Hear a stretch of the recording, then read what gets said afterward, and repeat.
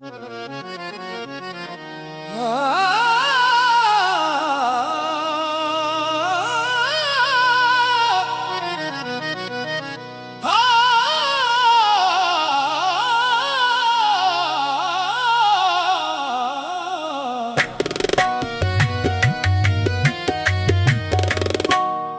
इतना बता दे भोले,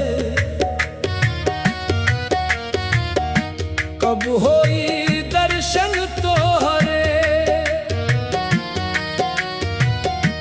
अखियां तरसे दिन रात हो, बाबा बैद्यनाथ हमरे। हर हर महादेव बम बम बोले,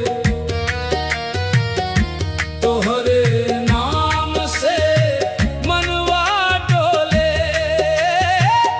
कांधे कांवर, हाथ में जलवा, चली हम तोहरे डेरवा।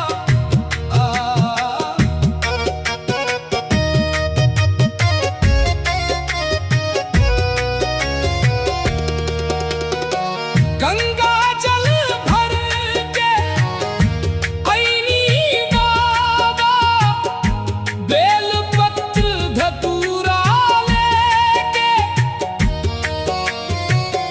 एक आस लगवले बानी, राखी हो चरणन में देके। पाँव में छाला, मन में भरोसा, तोहरे नाम के सहारा। दुख सुख सब तोके सौंपनी, तू ही जग के रखवारा।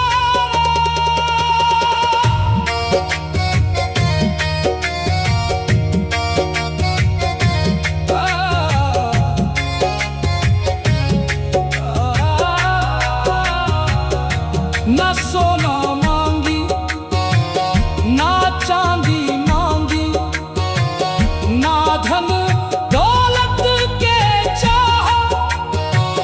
बस इतने कृपा कर दी भोले, रहे हमेशा तोहार छाँव। जरा इतना बता दे भोले, कब होई दर्शन तो